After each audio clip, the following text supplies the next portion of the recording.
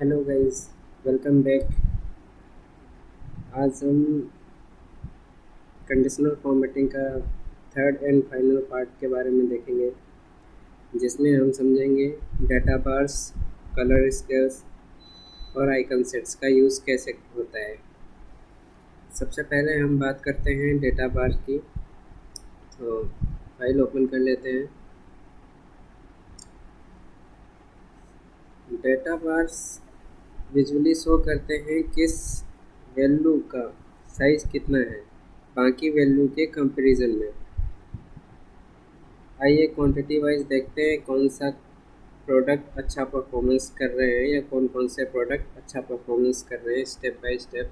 सबसे पहले ये पूरा कॉलम सेलेक्ट कर लेंगे और सेलेक्ट करने के लिए कंट्रोल शिफ्ट के साथ डाउन एरो दबाएंगे तो वो डाटा के एंडिंग तक सेलेक्ट हो जाता है। उसके बाद होम टैब में जाएंगे, कंडीशनल फॉर्मेटिंग सेलेक्ट करेंगे और डाटा बार्स पे क्लिक करेंगे। यहाँ पर दो ऑप्शन मिलते हैं आपको, एक ग्रेडियंट फील्ड का मिलता है और सॉलिड फील्ड का मिलता है। तो जैसा आप चाहें वैसा सेलेक्ट कर सकते हैं। इनमें से अगर कोई कलर पसंद नहीं आता है तो नीचे यहाँ मोर रूल्स पे जा कर के अपने अकॉर्डिंग कलर यहाँ पर सेट कर सकते हैं। और बाकी के जो ऑप्शन है वो एडवांस कंडीशनल फॉर्मेटिंग में कवर करूँगा। तो यहाँ पर फ़िलहाल जो कलर्स दिए गए हैं उनमें से कोई एक सेलेक्ट कर लेते हैं।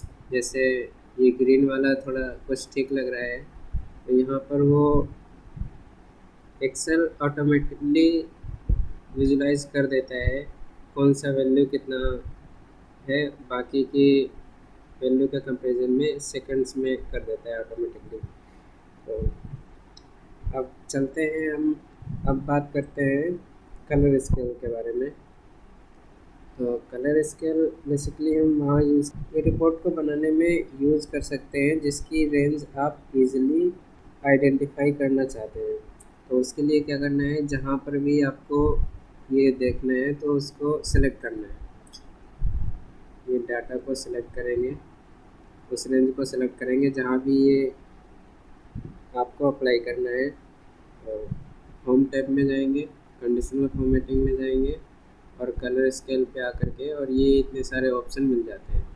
यहाँ पर अगर इनमें कोई कलर पसंद नहीं आता है तो मोर रूल्स पे जाके कोई दो कलर सेलेक्ट कर लेंगे जो लोवेस्ट वैल्यू, और यहाँ पर अपने हिसाब से कोई भी परसेंट के हिसाब से या फार्मूला लगा रखा है या फिर नंबर के हिसाब से या परसेंटाइल के हिसाब से कोई भी सेलेक्ट कर सकते हैं। ऑटोमेटिकली ये लो एंड हाईएस्ट वैल्यू पे काम करता है। तो आप अपने हिसाब से कस्टमाइज़ भी कर सकते हैं। यहाँ पर कलर भी अपने हिसाब से कोई दूसरा फिल कर सकते हैं। जैसे यहाँ पर मैंने ये ग्रीन कलर लिया है सबसे लो वैल्यू के लिए, और सबसे हाई वैल्यू के लिए डार्क ग्रीन लिया हुआ है। तो इसके बीच में ये वाला ग्रीन कुछ ठीक नहीं लग रहा है, ये वाला ग्रीन ले लेते हैं, डार्क ग्रीन है ना। ओके करेंगे तो ये ऑटोमेटिकली कलर असाइन कर देता है।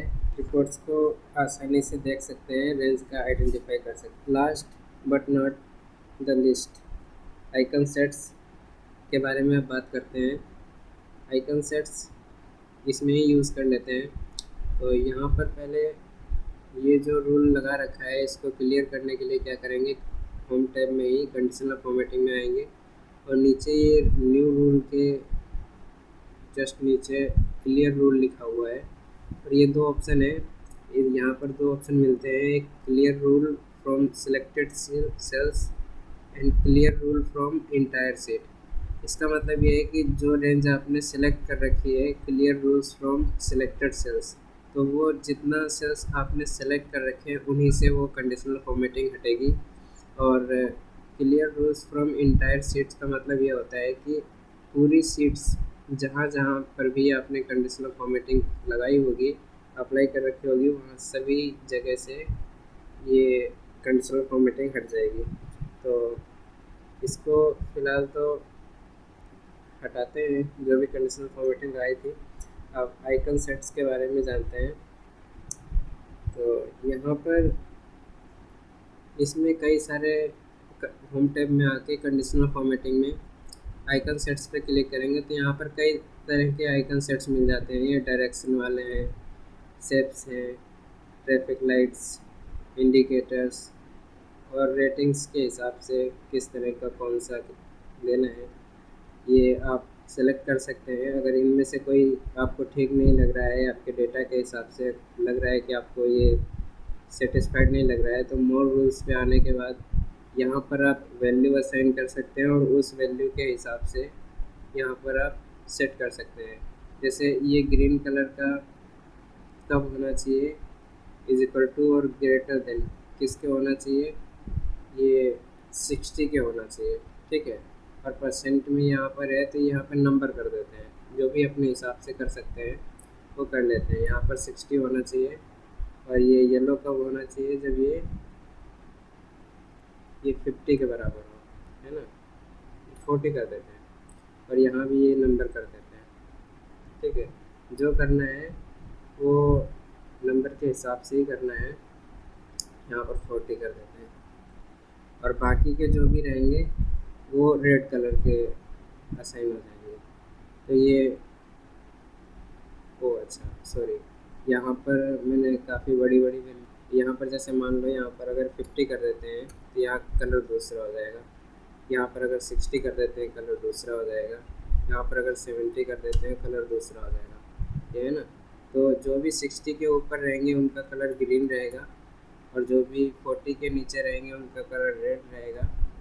जो भी 40 और 50 के बीच में रहेंगे, 60 के बीच में, उन सब का कलर येलो। आज के सेशन में हम लोगों ने सीखा है data bars, colour scale, icon sets और ये कंडीशनल फॉर्मेटिंग का जो सेक्शन है ये एडवांस कंडीशनल फॉर्मेटिंग के पार्ट में कवर करेंगे। और अगर आपको वीडियो पसंद आई हो तो लाइक करें, सब्सक्राइब करें एंड कमेंट करना ना भूलें। और डिस्क्रिप्शन बॉक्स में प्रैक्टिस फाइल का लिंक दे दिया है और प्लेलिस्ट का भी दे दिया है, तो वहाँ से जाके आप चेकआउट कर सकते हैं।